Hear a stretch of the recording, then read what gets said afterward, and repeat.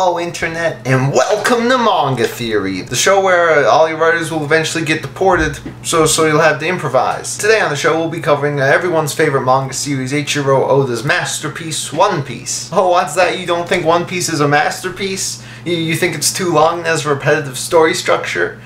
You'd rather be reading the new chapter of My Hero Academia? Well, you can fuck right off, okay? Okay, no one asked for your bullshit opinion. Oda is a god amongst men. Bend over and suck his dick, you little bitch. So I just got back from my annual trip to the Vatican. You know, it was pretty nice. My boy Francis, turns out he's actually a huge fan of One Piece. He actually named himself after Frankie. And he had a request for me. He says, you know what, you should do a One Piece theory, okay? I know you've covered all the other great series, and pretty much all of your theories so far have been confirmed true. You know, such as the Guts and Griffith, the same person theory. And of course, my personal favorite is Jiraiya dead. The reason I held back on One Piece, though, is that because it's the greatest series of all time, I just needed a lot of time to come up with a theory that would be worthy of its greatness, and my fellow Chibits, I think I finally did it. So what do we know about One Piece? Well, the story follows a man named Monkey D. Luffy, whose dream is to find the One Piece treasure and become king of the pirates. This was established in chapter 1, and it is carried through all almost 900 chapters of the story. While the end is still decades away, most people's consensus is that yes, it will obviously end with Luffy becoming king of the pirates. But what if I told you that from the very beginning,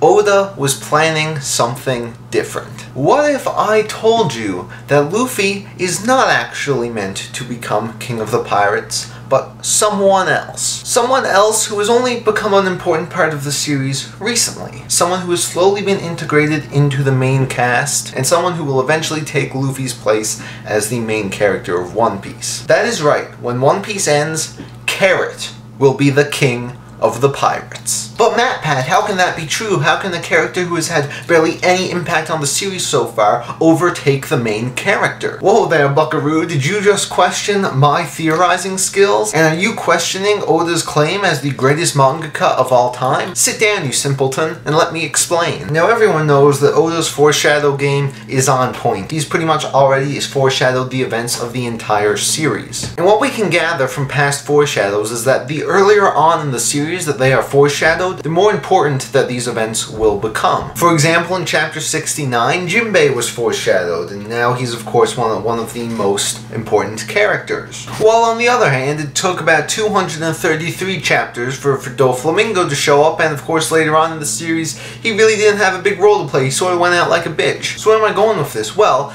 after a careful analysis of the entire series, I actually found something that I don't think anyone has really noticed so far, and it's just a testament to how subtle Oda can be. But in chapter 2 of One Piece, the very second chapter, which released in 1997, oh shit, that is Carrot.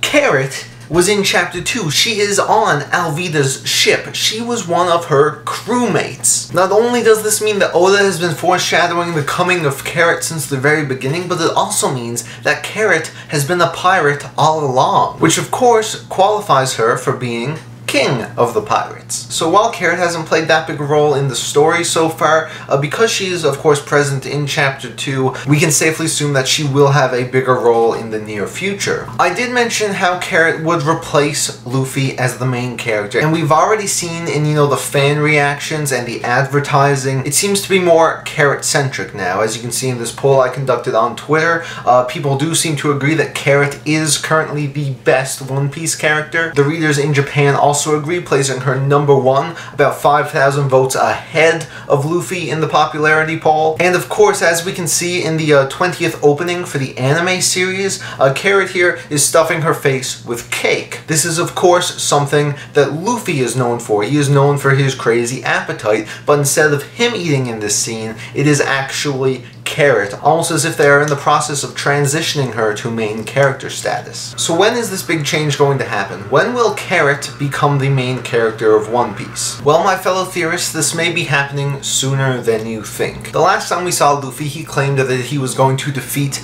Katakuri. All 1 billion berries of him. Now, as much as we love Luffy, we know this is bullshit, okay? There is absolutely no way in hell that he is going to be able to defeat Katakuri. But because of Luffy's determined nature, we know that he is going to try. Unfortunately, this will obviously lead to his death. That's right, in the next few chapters, Luffy will be killed at the hands of Katakuri. This is when Carrot, who's pretty good friends with Luffy, will lose her shit, and she will of course unlock her Gear 5th Haki. Then the Whole Cake Island arc will conclude with her not only defeating Katakuri, but Big Mom as well. We were initially led to believe that the Wano Country arc would be next, but now it seems like it'll take a bit longer since Wano Country is still at least a year away. This is because Oda wants to take the time after Whole Cake to give us a more detailed look at Carrot's backstory, since she of course is the new main character. It will also give her time to grow a stronger bond with all of the Straw Hats, and eventually people won't even remember Luffy. He will be completely out of the picture. And you know what, I say it's about time we have a strong female character leading a shonen battle manga. It's 2017, good fucking riddance. But hey, that's just a theory,